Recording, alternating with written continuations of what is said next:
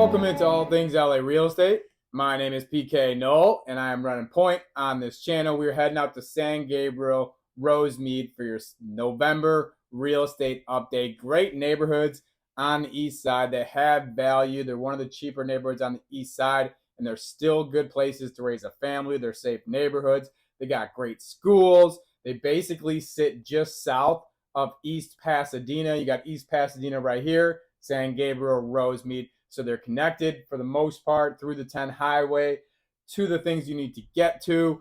Plus, you're getting value as far as the homes go. So if you're somebody who's been searching on the east side and you've been looking for somewhere and you can't afford Pasadena or Highland Park or Los Feliz or Silver Lake or any of those neighborhoods that are very attractive with high price points on the east side, with where rates are right now, San Gabriel, Rosemead might be an option for you. So we're going to run through everything you need to know, current statistics, month over month, year over year. At the end of the video, we're going to break down a few homes that have caught my eye when I try and find you some value in the neighborhood.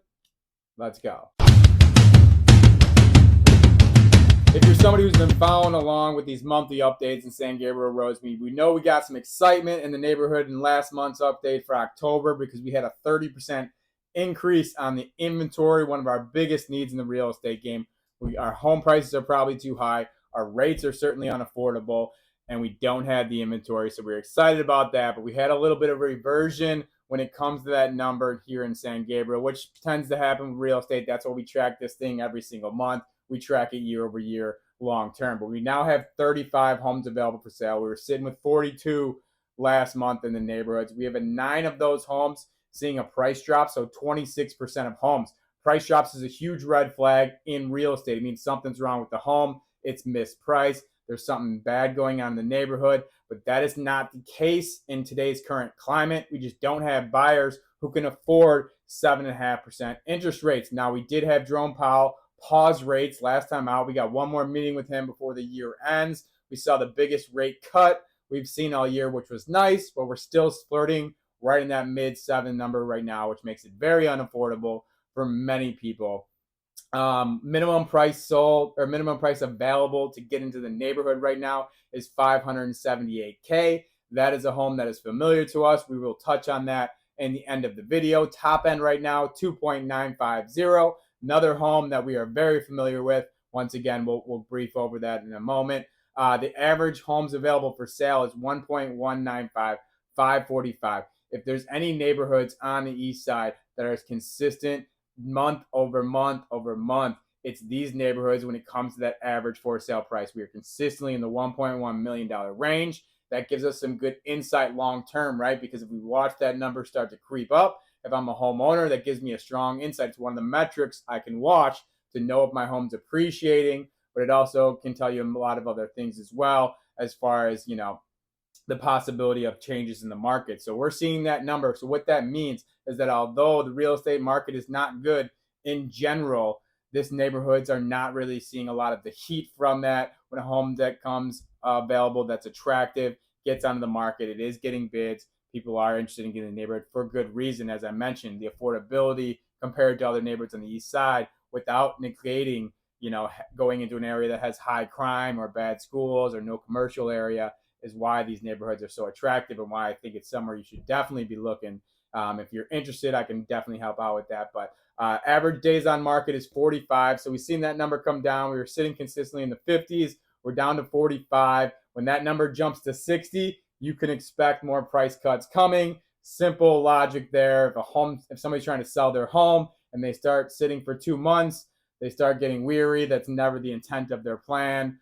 So you start to see price cuts there. But we are seeing 20 and 30% price cuts across all of Los Angeles, across all of the country consistently right now because there's not a lot of buyer demand because of the rates.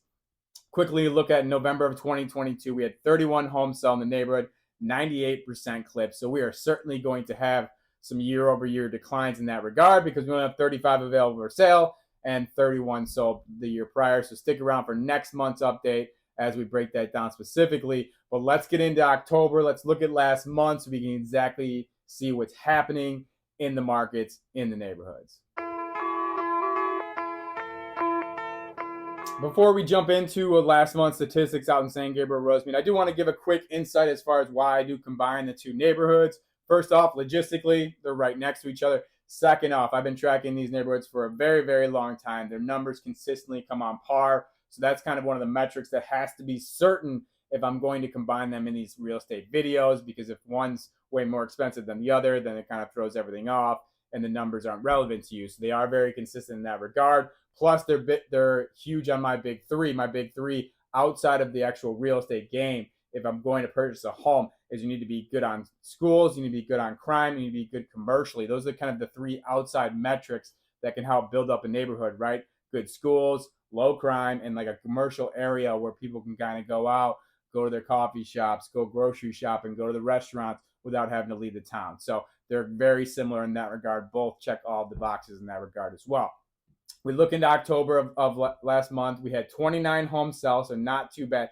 106% clip, so meaning on average 6% over that list price. That's one of the metrics that's important for not only home buyers but also home owners, and we've seen that number be consistent in San Gabriel, Rosemead. Right, 3 months ago was at 5. 2 months ago, 5 over the list. Last month we saw it be 6%, and then October 6% again.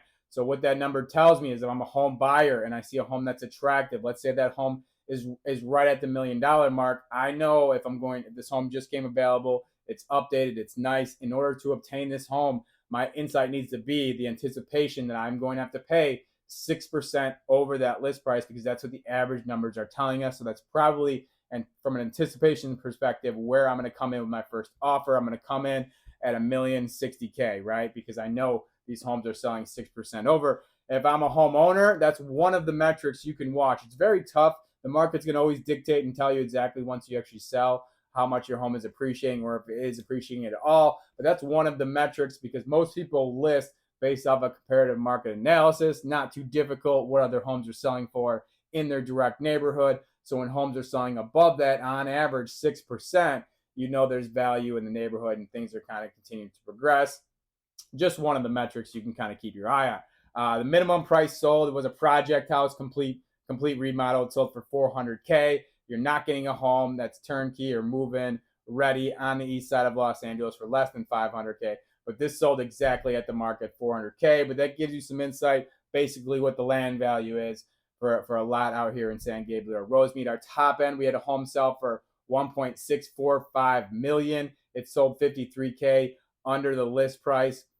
That brought our average as far as home sales down to 947, 689. Our typical average sale price is about 1.05, 1.1. This is the first time in many months that we've seen that number trickle below $1 million. I think that's something that you can probably get used to for the next couple of months. The reality is the people who are still going out there that are financing and purchasing home are obviously, from affordability standpoint, being pushed down as far as what they can afford. So we're seeing most of the sales in all of the neighborhoods be on the lower end in regards to the homes out here. So they're all coming in, the 900, the 1 million, the 1.1s, the 1.2s, the ones that are really going off the market. It's the high ticket priced homes that have no one who can afford to finance those homes. So they're not getting demand and they're sitting much longer. Average days on market was 12 days. This is normally you're going to see that number between 15 and 40, nothing to worry about. When I see 12, what that tells me is there are a lot of people with their eyes on this neighborhood. If you're interested in moving to this neighborhood, you need to get with an agent right now. Whether it's me or somebody else, you have to be looking, because 12 days as far as the sale price, average days on market, meaning there's a lot of homes that are coming onto the market, doing the first round of open houses that first weekend and selling immediately. A home seller's dream. But that means you got to be in the game. You got to be ready and seeing those houses as they come available. We look into October of 2022. We had 25 homes sell, 101% clip. That's the portion last year where we saw a big drop off. We went from 41 homes down to 25 back in 2022. Very typical, as you're probably aware, that in the winter months things slow down. No one wants to move. Kids are in school. Holidays coming up, so that's not something that's completely out of the norm, but that's where we start to see a big drop in the neighborhoods out here. It was a 16% increase year over year, though. We had 29 in October and we saw 25 in 2022. So one of the very few neighborhoods on the east side in its entirety that has seen any type of increase year over year for the month of October. So another positive note, another kind of notch in the belt that San Gabriel and Rosemead aren't getting hit kind of as hard as some of the other neighborhoods on the east side in regards to all of the kind of metrics that are happening out in the real estate game. Well, let's finish things off with homes that have caught my eye. Let's see some value. Let's see the entry level. Let's get going. Homes that have caught my eye. Here's what we're going to do. We're going to break down the entry level. What's it look like from a minimum perspective to get out in the neighborhood. Then we're going to go PK's top pick. PK's top pick is always going to be a value play. I need to find you a home that has strong potential to appreciate if you're going to buy a house right now. Home affordability is the worst it's been in decades. That's just a reality of the real estate game right now. So you need to find a home that has the right metrics to make sure it's an appreciating home. So that way you don't get yourself in trouble. Don't listen to people who say marry the house, date the rate, because they don't know when the rate's going to cheat on you and leave, right? So you have to be in a good position if you're going to have the opportunity to possibly refinance. My mentality is when you purchase that home, that first monthly payment, if you're on a fixed rate, hopefully, you have to be able to afford that the entirety of the 30 years. And if things change for the better down the line, great, we'll make those adjustments. But don't plan on any type of refinancing. And if you are going to play that game, you better find a home that's going to appreciate. That's what we're going to give you PK's top pick. Then we're going to look at the top dog. What's the ceiling look like in the neighborhood? Give you a perspective as far as where things are going and take a look at a beautiful home out there. So let's start off with the entry level. A little bit of a housekeeping real quick. I don't be repetitive in these videos. I don't go over homes I went over in the months previous. So September's real estate update for San Gabriel Rosemead was 4318 Rio Honda. That one is still active. It's the one for $698K. That was that bankruptcy sale. We love the value on the home, but it is tenant occupied, and that is a major issue. California is obviously a very pro-tenant state, so getting those tenants out could be very difficult in any regard. Typically, you're going to have to pay them to leave if they're going to go that route. So you have to make sense from a money perspective. Stick around here just a moment. We're going to break down specifics of a certain deal in that regard. We looked at October. It was 7936 Lake Knoll. That one is also still active. It's the lowest one on the market right now. It's currently listed for $578K. They listed it originally for $690K, so they've done a $120K price drop. I'm not going to spend any time on this house. We hated it. The photos were done with an iPhone. Some of these agents are a joke. We're going to go to the next tiered bottom dog in the neighborhood, and I'm gonna run through numbers here. So 3150 Burton Avenue. It's a 3-bedroom, 2-bath, 1350 square feet. It's listed for $728K. So we're still $200K below the average sale price, about $400K below the average list price in the neighborhood. So good value there. $539 per square foot. We want that number between $400 and $800. So $539 is beautiful. So you're getting good bang for your buck. As far as the size of the house, the lot's 6,007. That is also very solid. When we get into this low end, you're typically seeing lots 3,500, 4,000. So 6,000's giving you a little bit extra land, which is very good. Now this is Section 8 tenant occupied. So unfortunately, kind of same situation as the Rio Honda house for September. Let's break it up. Let's break it down. We're going to run a quick kind of monthly mortgage problem with you to see if it even makes sense or what this would look like from investment. Like I said, you could possibly buy this house, and especially with Section 8, it's going to be very difficult, but you could possibly pay these tenants to leave, but that's just an additional cost on top, and that can be very expensive to do that as well. I'm not talking about a couple grand and the moving costs. Oftentimes, it's well into the 5 figures how you're going to get these tenants out. But let's assume you bought the house as an investment property and you wanted to buy it, and you were fine with leaving the tenants in the home. So you purchased the home for $728K. We're going to go with the 7.5% interest rate if you're going to finance. Now, obviously, that varies based off your individual profile. At the time of this taping, 7.5 is pretty average as far as what you're going to get. So 7.5% interest rate, 30-year mortgage loan, 20% down, meaning you're putting $145K, $600 down on the home. That brings your loan to $582,400, which means your monthly payment on this home will be $4,072, and that does not include any insurance or taxes. So you can anticipate a couple grand more a month in those regards. So what we're talking here is a $2,700 a month is what these Section 8 tenants are paying you. you're going to end up probably having to double that as far as your monthly payment when you include all the taxes and everything else. So you got to kind of keep that in mind. That was just kind of a simple drill for you as far as, you know, what the numbers would look like in regards to that. Now, it's not a terrible thing because you're purchasing a home in a nice neighborhood that has strong potential to appreciate. You're only paying $2,700 a month. So if you're somebody who has kind of a continual business of investments, that's great, but it's not a home you're going to be able to move into unless you work out something with the tenant. So let's jump over to PK's top pick. Little housekeeping, the September home, I wanted to follow up on that as I told you would. 435 Adeline. It was pending last month. That has officially gone through and is sold.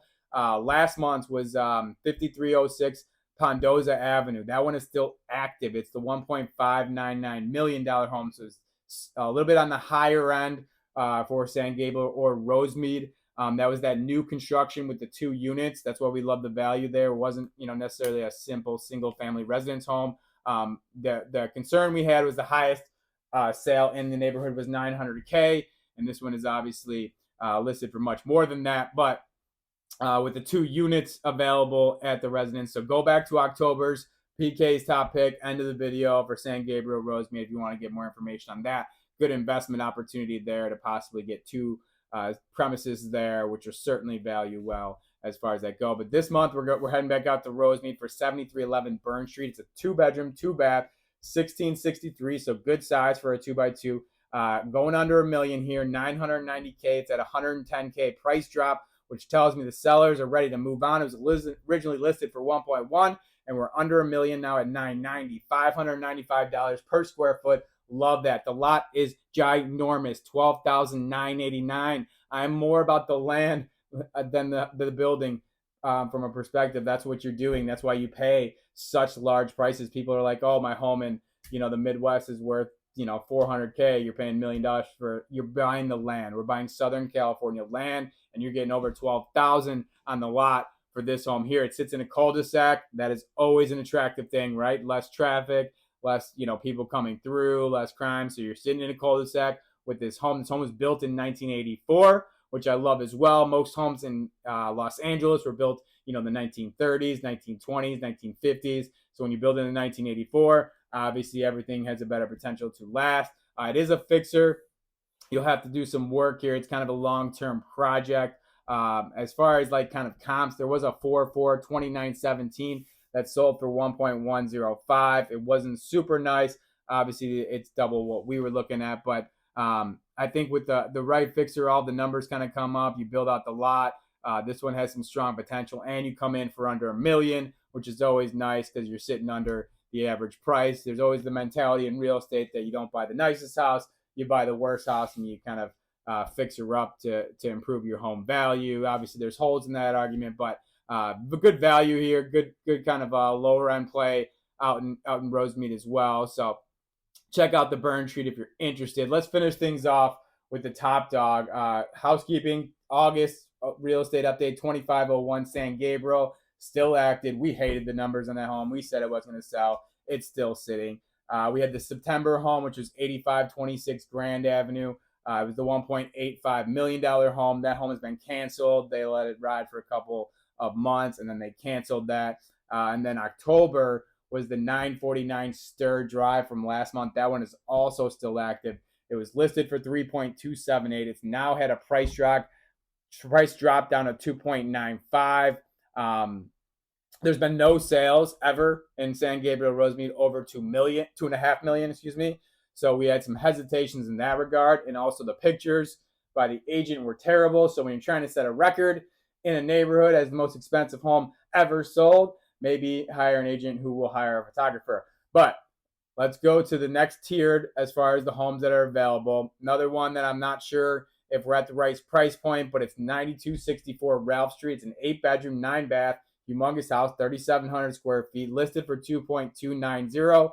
$618 per square foot. I like that. The lot size is fine, 8748. It's got a 5-car garage here. It's going to be finished. It's still they're finishing up a few things. It's going to be finished in December of 23, which is fine. By the time you're watching this, you're probably pushing that date as it is. And, you know, a real estate transaction is always going to take at least 30 to 45 even if things go very smoothly. But it's just south of Valley there in Rosemead. There was a 7.8 3500 that sold for 1.79. So very similar in size, a little bit smaller on the square footage, one less bedroom, one less bathroom. Sold for about 5 million or 500,000 less than where we're listed at. That's where my insecurities come from. But beautiful home here. I think it's a good opportunity if you're in this kind of price range compared to buying a home. If you compare it to just, Rosemead, San Gabriel, or Rosemead specifically, maybe it's a little bit high price. If you kind of, tier out and you compare it to maybe some $2.2 million houses in, East Pasadena, then it might have some value and might attract your eyes. So we'll keep you updated month over month. Subscribe to the channel if you want to stay up to date on these neighborhoods. But it'll be interesting to see what happens here with the Ralph Street home. Thank you so much for watching the video. We do this every single month for almost every neighborhood on the east side. We're doing Pasadena, Silver Lake, Eagle Rock, Highland Park, Glendale, La Cañada, El Sereno, Cypress Park. The list goes on and on. So like and subscribe to the channel if you are so inclined. If you're somebody who's looking to purchase a home on the east side of Los Angeles or sell your home, I am happy to help out with you. Reach out to me. You can send me a direct message online, or all of my phone numbers are listed. Even if you're somebody who's hesitant with 7% interest rates, that puts us in the same boat. It always helps to start preparing for future opportunities because you don't want to miss the boat there. We will tread lightly. We will look for value. We will get it done. I also do a ton of other videos. I get into the schools. I get into, the restaurants in the neighborhood. I get into the attractions in the neighborhood. I do some other fun videos like quick cribs. So once again, like and subscribe if you are so inclined. Have a great day. Be kind. Yeah.